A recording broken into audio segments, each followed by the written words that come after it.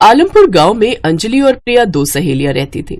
उन दोनों में काफी अच्छी दोस्ती थी। दोनों एक साथ एक ही स्कूल में पढ़ती थी। दोनों में सगी बहनों जैसा प्यार था। वो दोनों ही गरीब परिवार से थी। फिर कुछ समय बाद दोनों जवान हो जाती हैं और उनके घर वाले उनके लिए लड़के देखने लगते हैं। फिर प्रिया की शादी सुधीर के गांव में ही अमित नाम का एक अमीर लड़का रहता था, जिसके पिता जमींदार थे। उनके पास पैसे की कमी नहीं थी। एक रोज जब अंजलि प्रिया से मिलने उसके ससुराल पड़ोस के गांव में जाती है तो अमित की नजर अंजलि पर पड़ती है। अंजलि दिखने में बहुत ही खूबसूरत थी और इस बात का घमंड भी उसमें था। वाह, क्या खूबसूरत लड़की है। माँ के लिए बहू तो ऐसी लानी है मैंने। अमित अंजलि के बारे में पता लगाता है। फिर अपने माता पिता के साथ उसके घर उसका हाथ मांगने जाता है। अमित जमींदार का बेटा था, इसलिए उसके परिवार वाले भी झट से मान गए और कुछ दिनों बाद दोनों की शादी रख दी गई। जब ये बात प्रिया को पता चली तो बहुत खुश हुई। मैं तो सचमुच बहुत खुश हूँ अंजलि। अब हम दोनों सहेलियां एक साथ एक ही गांव में रहेंगी। अब हमारी दोस्ती कभी नहीं टूटेगी। हाँ वो तो है, लेकिन पता नहीं मेरे अमीर ससुराल वाले मुझे तुमसे ज्यादा मिलने भी देंगे या नहीं। वो क्या है ना, जमींदार लोग किसी छोटे इंसान के यहाँ कम ही आना जाना पसंद करते हैं। अंजलि की ये बात सुनकर प्रिया चुप हो गई। जहाँ पहले अंजलि को अपनी खूबसूरती का घमंड था तो अब उसे इसके साथ अमीरी का भी घमंड हो गया। कुछ दिनों बाद उसकी शादी हो गई और वो ब्याह कर अपने ससुराल आ गई।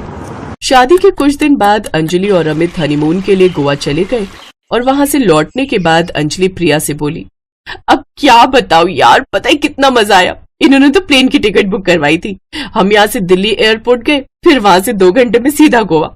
वैसे प्रिया तू तो कहीं नहीं गई थी ना हनीमून के लिए? नहीं, वो उस समय फसल बोने का समय था, इसलिए हम कहीं नहीं जा पाए। हाँ वैसे भी तुम्हारा पति तुझे खेतों के अलावा ले भी कहाँ जा सकता है, उसके पास इतने पैसे ही नहीं होंगे। अब मुझे देख, जमींदार के घर शादी की है, खूब सारी जमीन की मालकिन हूँ, हर समय गाड़ी में ही घूमती हूँ। खैर अब मैं चलती हूँ। प्रिया को अंजलि की आदत पता थी, लेकिन फिर भी वो सुनकर भी अनसुना कर देती थी, क्योंकि वो अंजलि को दिल से अपना दोस्त मानती थी। ऐसे ही समय बीता। दोनों सहेलियां जहाँ एक जैसे परिवार से आती थी, आज उसमें से एक अमीर तो एक गरीब बन गई। उन दोनों की दोस्ती में अमीरी गरीबी का फर्क आ गया था। प्रिया का पति किसान था, इसलिए कुछ ज्यादा कमाई नहीं होती थी। जैसे तैसे उनका गुजारा चल रहा था। ऐसे ही बरसात का मौसम आया और एक रोज तेज बारिश हुई, जिसमें सुधीर की सारी फसल खराब हो गई। ए भगवान, ये क्या हो गया? मैं तो पूरी तरह बर्बाद हो गया। आप चिंता मत कीजिए जी, जो ऊपर वाले को मंजूर होता है वही होता है। पता नहीं इस ऊपर वाले को क्या ही मंजूर है, वो क्यों हम गरीबों के दुखों को बढ़ाने पर लगा रहता है। अब उनके घर में खाने का अनाज तक खत्म हो गया। वो मदद के लिए अपनी सहेली के घर गई। अंजलि, वो मुझे कुछ पैसों की जरूरत थी, अगर तुम मेरी मदद कर सको तो। पैसे? वो तू तो जानती है ना, मेरे पति ने अभी नई जमीन खरीदी है, तो मैं तुम्हारी मदद नहीं कर पाऊंगी। उदास मन से प्रिया वहां से आ जाती है और वो दुखी होकर अपने मायके अपने भाई के घर जाती है। अरे दीदी आप? भाभी, वो मुझे पैसों की कुछ जरूरत है। इस बार सारी फसल खराब हो गई, इसलिए घर में खाने के लिए अन्न तक नहीं है। मैं आपकी मदद कर देती, लेकिन अब आप तो जानती हो कि आपके भैया इतना नहीं कमा पाते। शहर में थोड़ी सी मजदूरी करके कुछ पैसे भेजते हैं, वो तो घर खर्च में ही चले जाते हैं। प्रिया को वहां से भी कोई मदद नहीं मिलती और वो उदास मन से अपने ससुराल की ओर लौट आती है। रास्ते में उसे एक बूढ़े बाबा दिखाई देते हैं, जो पानी का मटका उठाए अपनी कुटिया की ओर जा रहे थे।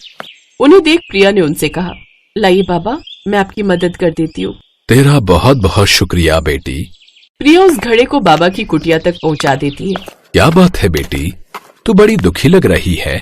बाबा, फसल खराब होने की वजह से घर की हालत बहुत खराब है। खाने तक को अन्न का दाना तक नहीं है। अमीर सहेली से मदद मांगी तो उसने मना कर दिया। भाभी से मदद मांगने गई तो उन्होंने भी खाली हाथ मुझे लौटा दिया। मेरी तो कुछ समझ ही नहीं आ रहा। तभी बाबा उसे रसोई से एक घड़ा ला कर देते हैं। बेटी ये ले, ये खिचड़ी तू घर ले जा, इससे तेरे सारे दुख दूर हो जाएंगे, लेकिन इस घड़े को घर जाकर ही खोलना। बाबा का शुक्रिया अदा कर प्रिया घर की ओर निकलती है। घर आकर वो सारी बात सुधीर को बताती है। गरीब की मदद कोई नहीं करता।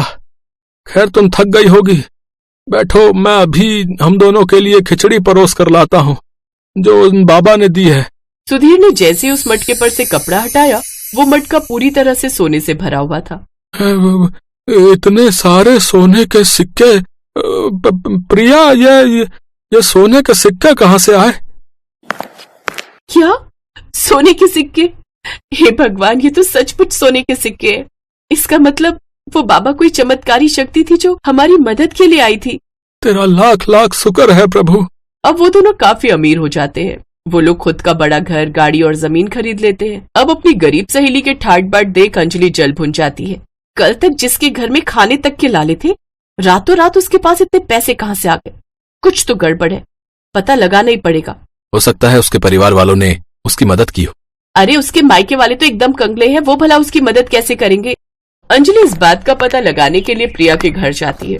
उसका महल जैसा घर देखकर तो वो हैरान ही रह जाती है। अरे वाह प्रिया, तेरे तो ठाट बाट ही बदल गए। भला तुझ गरीब के पास इतने पैसे अचानक कहाँ से आ गए?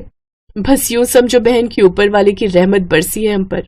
अरे ठीक ठीक बता ना, ये सब चमत्कार हुआ कैसे? प्रिया साफ मन की औरत थी। वो अंजलि को सारी बात सच सच बता देती है।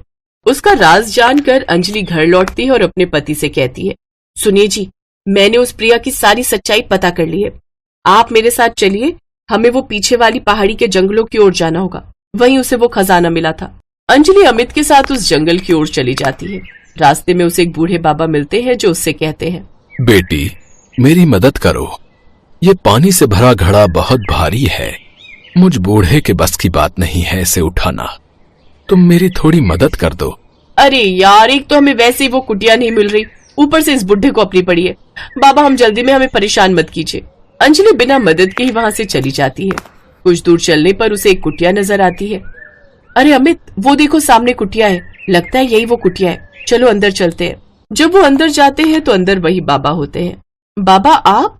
आओ बेटी बैठो, यहाँ तक आकर थक गई होगी। शुक्रिया बाबा। तभी अंजलि की नजर रसोई में रखे ढेर सारे घड़ों पर जाती है। बाबा इतने सारे घड़े, आखिर है क्या इसमें? कहीं कोई खजाना तो नहीं? हाँ हाँ, इन घड़ों में कर्मों का फल है। जो कोई भी मेरी झोपड़ी में आता है उसे उसके कर्मों के हिसाब से इस घड़े से फल मिलता है। कुछ दिनों पहले ही तेरे जैसी औरत यहाँ दुखी आई थी, जिसकी अमीर सहेली और उसकी भाभी ने उसकी मदद के लिए इनकार कर दिया था। तब वो यहां से एक घड़ा लेकर गई। न जाने उसके भाग्य में क्या निकला होगा। अच्छा बाबा, फिर तो आप मुझे भी जल्दी से घड़ा दे दीजिए। हाँ हाँ बेटी, तुम भी एक घड़ा लेकर जाओ, लेकिन ध्यान रहे इसे घर जाकर ही खोलना। बाबा ने उसे एक घड़ा उठाकर दिया। घर पहुंचते ही अंजलि ने जल्दी से उस घड़े पर से कपड़ा हटाया तो उसमें से ढेर सारे बिच्छू बाहर आए। अरे ये क्या बिच्छू? लगता है प्रिया के कर्म अच्छे थे, इसीलिए उसे सोना मिला, और हम लोगों के कर्म बुरे थे, इसलिए हमें ये बिच्छू मिला। अब अंजलि को अपनी गलती का एहसास होता है और वो प्रिया के घर जाकर उससे किए गए अपने बुरे कर्मों के लिए माफी मांगती है। अब दोनों सहेलियों में फिर से अच्छी दोस्ती हो जाती है, जिसमें अब घमंड बिल्कुल नहीं होता।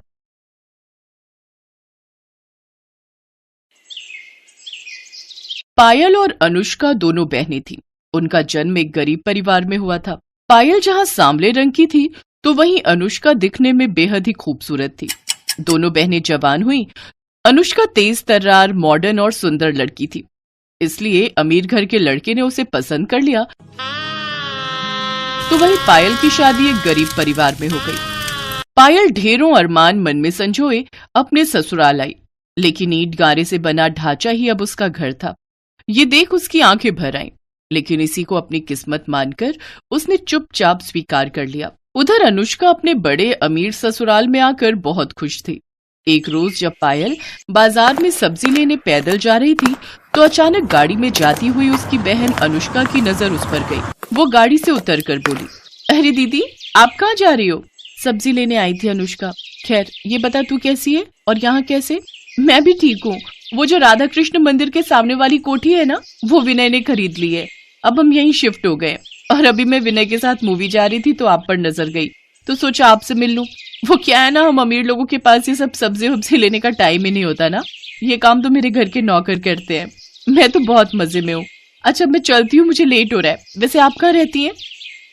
त्रिलोकपुरी गांव, वहीं बस्ती में मेरा घर है। अच्छा खैर, मैं किसी दिन फुर्सत में आपसे मिलने आऊंगी, फिर ढेर सारी बातें करेंगे। Okay bye. ये कहकर अनुष्का अपने रास्ते निकल गई। ऐसे ही समय बीत गया। एक रोज पायल अपने पति उमेश से बोली, सुनिए जी, अपने घर में ना प्लस्तर करवा लो, दीवार की दरारों से मच्छर घुस आते हैं। बस कुछ दिन और गुजारा कर लो। अब रिक्शा चलाने के साथ साथ पढ़ाई भी कर रहा हूँ। भगवान ने चाहा तो जल्दी अच्छी नौकरी भी मिल जाएगी। ऐसे ही समय बीता। एक रोज अनुष्का पायल के घर आई, शॉर्ट ड्रेस, आंखों में चश्मा, हाई हील और हाथ में ढेर सारे गिफ्ट्स लेकर। जब वो अपनी कार से उतरी तो सभी आस पड़ोस के लोग उसे देखते रहे, यहाँ तक कि उसकी खुद की बहन पायल भी उसे पहचान नहीं पाई। अरे अनुष्का, तू? बाप रे, तेरा तो स्टाइल ही बदल गया। अब क्या करे दीदी, अमीरों का तो यही लाइफस्टाइल होता है। अच्छा, अब क्या यहाँ दरवाजे पर ही बातें करोगी? चलो अब मुझे अंदर आने दो, मैं भी तो देखूं तुम्हारे महल को। अनुष्का उसके घर के अंदर आती है तो चारों ओर से उसकी ईंट की चार दीवारी को ही देखती रह जाती है। फिर पायल के हाथों में तरह तरह की मिठाइयों के डिब्बे और ढेर सारे गिफ्ट देती है। फिर कुछ देर बाद पायल पानी लेकर आई। उसकी सांस फूली हुई थी। दीदी, कहाँ चली गई थी पानी लेने? आपकी सांस फूली हुई है। गली के बाहर जो सरकारी नल है ना, वहीं से लाई हूँ। सरकारी नल से? ना बाबा ना, मैं नहीं पीऊंगी, कहीं मेरा पेट खराब हो गया तो। अच्छा, वैसे यहाँ अजीब सी बदबू क्यों आ रही है? वो मैंने सुबह लिपाई की थी ना, तो थोड़ी गोबर और मिट्टी की महक तो आएगी ही। यू गोबर, छी! मेरे घर में तो ग्रेनाइट पत्थर लगा हुआ है, वो भी महंगे वाला। अच्छा, मैं चलती हूँ। अनुष्का, तू पहली बार अपनी बहन के ससुराल आई है, चाय तो पी कर जा। चाय? अब इस गोबर वाले घर में कुछ भी पीने की इच्छा नहीं हो रही। नहीं नहीं, रहने दो दीदी, मैंने चाय पीना छोड़ दिया। अब तो मैं सिर्फ केसर पिस्ते वाले दूध ही पीती हूँ। अच्छा, मैं आपको ना मेरे यहाँ संडे पार्टी भी है, उसका इनविटेशन देने आई थी, आपको आना है। ओके, इसी बहाने आप मेरा ससुराल भी देख लोगी। ये कहकर अनुष्का वहां से चली जाती है। उसके जाने के बाद पायल वो डब्बे खोलती है तो उसमें बहुत सारा खाने का सामान था। अब वो परेशान थी कि जब वो अनुष्का के घर जाएगी तो क्या लेकर जाएगी। शाम को उमेश घर आया तो वो बोला, पायल, अमीरों और गरीबों के लाइफस्टाइल में बहुत फर्क होता है, और वो अमीर हैं और हम गरीब, उनके जैसी हैसियत नहीं है हमारी। ऐसे ही दिन बीत गए। पायल को चिंता सताने लगी कि वो अनुष्का के यहाँ क्या लेकर जाएगी। फिर उसे ख्याल आया कि अनुष्का को उसके हाथ के आटे के लड्डू बेहद पसंद है। वो जल्दी से आटे के लड्डू बना लेती है और फिर अगले दिन उन्हें लेकर अनुष्का के घर पहुंच जाती है, जहां वो देखती है कि अनुष्का अपने शीश महल जैसे घर में आराम से बड़े से सोफे पर बैठी है। उसकी ठाट बाट देखकर पायल हैरान रह गई। पायल ने अनुष्का को पुकारा। अनुष्का ने उसकी ओर देखा तो वो गुस्से से भड़क गई। ओफो दीदी, मैं जानती हूँ कि तुम गरीब हो, लेकिन कम से कम तुम्हें इतना तो पता होना चाहिए कि अमीर लोगों के घर कैसे बनकर जाना चाहिए। अरे कम से कम एक जोड़ी नए कपड़े ही खरीद लेती। तुमसे अच्छी तो हमारी एक काम वाली लग रही है। तभी वहाँ अनुष्का के ससुराल वाले भी आ गए।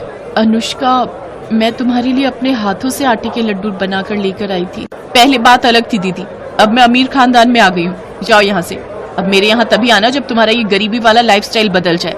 बहू, क्या जरूरत थी गरीब लोगों को पार्टी में बुलाने की? अनुष्का, तुम तो इनके यहाँ कितना कुछ लेकर गई थी और ये बेकार से लड्डू लेकर आई हैं। अपनी बेइज्जती देखकर पायल रोते हुए वहां से चली जाती है। ऐसे ही 3 साल बीत गए। दोनों बहनों की डिलीवरी होने वाली थी।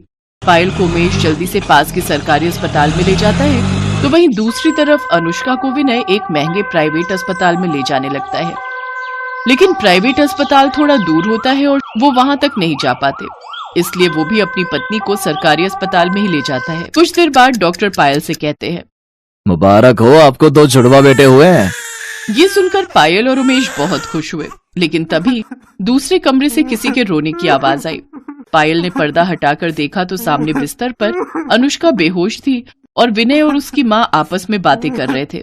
माँ, जब अनुष्का होश में आएगी और अपने बच्चे के बारे में पूछेगी तो मैं उसे क्या कहूंगा कि तुम्हारा बेटा मरा हुआ पैदा हुआ है और अब वो कभी माँ नहीं बन सकती? नहीं बेटा, अगर ऐसा हुआ तो वो सदमे में भी जा सकती है या हमेशा हमेशा के लिए कहीं कोमा में ना चली जाए, इसीलिए डॉक्टर ने उसे कुछ भी बताने से मना किया है। नहीं माँ, मैं अनुष्का को नहीं खोना चाहता। उनकी बातें सुनकर पायल और उमेश ने एक दूसरे की तरफ देखा, फिर एक फैसला लिया।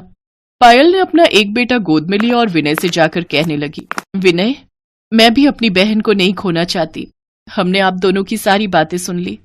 मैंने जुड़वा बेटों को जन्म दिया है, इसलिए मेरा एक बेटा तुम रख लो और अनुष्का को यही कहना कि ये उसी का बेटा है। मैं गरीब जरूर हूं, लेकिन दुख तो सबका बराबर ही होता है ना। मेरे बेटे की परवरिश करते समय उसे गरीब और अमीर दोनों के बारे में बताना, ताकि वो गरीबों का दुख भी समझ सके। अनुष्का होश में आ चुकी थी। उसने उनकी सारी बातें सुन ली थी। वो हाथ जोड़कर पायल के सामने रोते हुए कहने लगी, मुझे माफ कर दो दीदी, मैंने आपको कितना भला बुरा कहा। शायद उसी की सजा मुझे मिली है जो भगवान ने मेरा बच्चा छीन लिया, साथ ही हमेशा के लिए मां बनने के सुख से भी वंचित कर दिया। दीदी, आपके बेटे को अपना बेटा समझकर पालूंगी, शायद इससे मेरे सारे पाप धुल जाए। मेरा नहीं बहन, तेरा बेटा, आज से ही तेरा बेटा है। दोनों बहनें रोते हुए एक दूसरे के गले लग गई। आज माँ की ममता ने अमीरी गरीबी के सारे फासले मिटा दिए। Thanks for watching.